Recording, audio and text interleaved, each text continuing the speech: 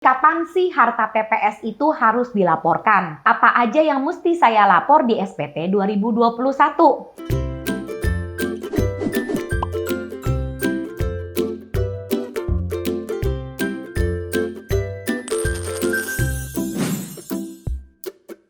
Hai Tax Lovers, welcome back to my YouTube channel Cici Yeni. Di video kali ini, Cici Yeni akan membahas tentang bagaimana pelaporan di SPT tahunan untuk harta-harta yang tax lovers lapor dalam program pengungkapan sukarela. Di video kali ini, Cici Yeni akan memperjelas kembali yang mana dalam peraturan program pengungkapan sukarela itu jelas sekali tertulis bahwa harta dan hutang baru yang tax lovers laporkan dalam program pengungkapan sukarela itu dilaporkan dalam pelaporan SPT tahunan tahun pajak 2022. Artinya pelaporannya itu di tahun depan, di tahun 2023. Ini penting untuk Cici Yeni sampaikan. Kenapa? Karena periode program pengungkapan sukarela ini adalah 1 Januari 2022 sampai dengan 30 Juni tahun 2022. Yang mana deadline atau batas waktu pelaporan SPT tahunan orang pribadi tahun pajak 2021 batasnya adalah 31 Maret tahun 2022. Dan batas pelaporan SPT tahunan PPh Badan itu adalah 30 April tahun 2022. Ini di masyarakat itu ada kebingungan. Contohnya gini, tax lovers ikut nih PPS, ikutnya di Januari 2022. Artinya surat keterangannya kan tax lovers dapatkan di Januari 2022. Nah, banyak dari masyarakat atau para tax lovers yang bingung. Berarti waktu saya lapor SPT pribadi saya, let's say saya lapor SPT pribadi saya itu 15 Maret tahun 2022. Berarti harta PPS-nya saya masukin dong? Enggak. Kenapa? Karena yang tax lovers lapor di 15 Maret tahun 2022 itu adalah SPT tahunan orang pribadi tahun pajak 2021. Itu yang harus tax lovers ketahui. Karena sudah sangat jelas tertulis dalam peraturannya bahwa semua harta PPS termasuk hutang-hutangnya itu masuk dalam pelaporan SPT tahunan tahun pajak 2022. Oke, tax lovers udah ngerti nih, artinya adalah harta-harta PPS. Kalau tax lovers adalah wajib pajak orang pribadi, berarti lapornya di paling telat 31 Maret 2023. Pertanyaannya, perolehannya kapan nih atas harta tersebut? Misalnya tax lovers ikut nih PPS skema 1 dan skema 2. Contoh, misalnya tax lovers ada rumah tahun 2013 yang lupa atau kurang dilaporkan. Ikut PPS skema 1. Tapi saat yang bersamaan juga ada apartemen. Tahun 2017 belinya. Artinya ikut skema 2. Waktu lapor di SPT tahunan orang pribadi tahun pajak 2022 untuk perolehannya itu semua dimasukkan tahun 2022. Jadi ini memang ketentuannya spesial nih, karena biasanya perolehan itu adalah kapan tax lovers beli atau adanya perpindahan hak, itu menjadi hartanya tax lovers.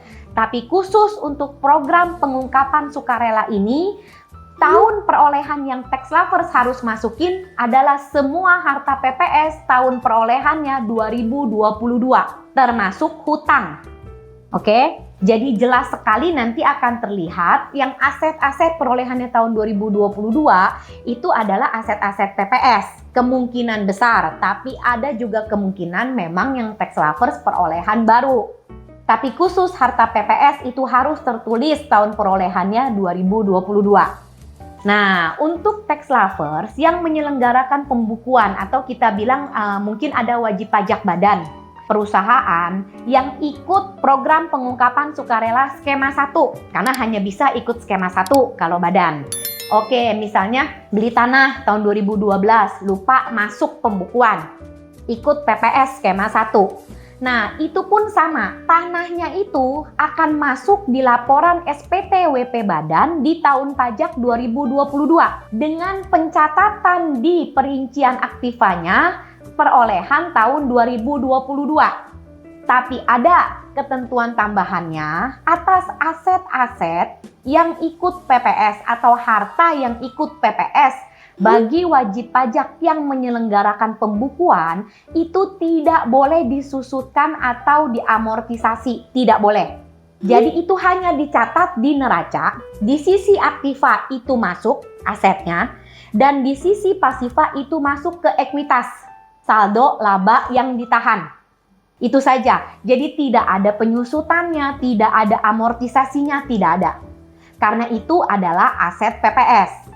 Nah, sebaiknya pada saat mencatat di neracanya ditulis bahwa ini adalah aset PPS. Jadi clear, jelas kenapa itu tidak disusutkan atau tidak diamortisasi. Baik itu bentuknya apapun, bentuknya gudang, bentuknya mobil, atau misalnya mungkin ada mes karyawan, itu semua tidak boleh disusutkan.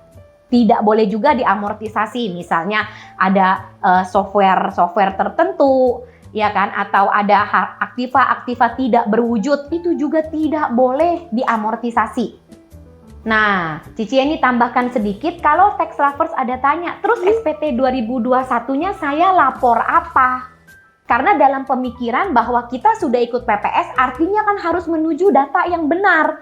Terus 2021-nya saya harus lapor apa? Tahun pajak 2021, tax lovers lapor harta dan hutang yang mana sesuai dengan SPT tahun pajak 2020 ditambah dengan kemampuan penghasilan tahun pajak 2021. Contohnya, misalnya tax lovers tahun 2020 itu lapor ada 2 rumah, ada 2 mobil. Sementara tax lovers mau ikut PPS 1 rumah lagi. Nah, waktu tahun pajak 2021, tax lovers cukup lapor 2 rumah dan 2 mobil yang mana sudah pernah dilapor di tahun pajak 2020. Ditambah misalnya tahun 2021 tax lovers ada beli motor, yang mana motor itu dari penghasilan yang memang bisa membackup dan sudah bayar pajak. Itu boleh dilapor di 2021. Tapi atas 1 rumah yang tax lovers mau ikut PPS itu tidak boleh masuk di SPT 2021. Karena apa? Karena sudah pasti penghasilannya tidak bisa backup. Nah, seperti itu. Jadi, di video kali ini itu saja poin-poin yang Cici Yeni mau sampaikan. Semoga tax lover semua dapat mengerti dengan baik mengenai kapan sih harta PPS itu harus dilaporkan.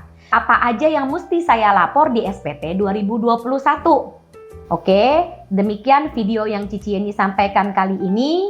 Semoga apa yang Cici Yeni sampaikan memberikan penjelasan yang baik bagi para tax lover semua, sehingga kewajiban perpajakan tax lovers dapat dijalankan dengan tepat. Thank you for watching. Thank you for subscribe. See you all my tax lovers in my next video. Bye-bye.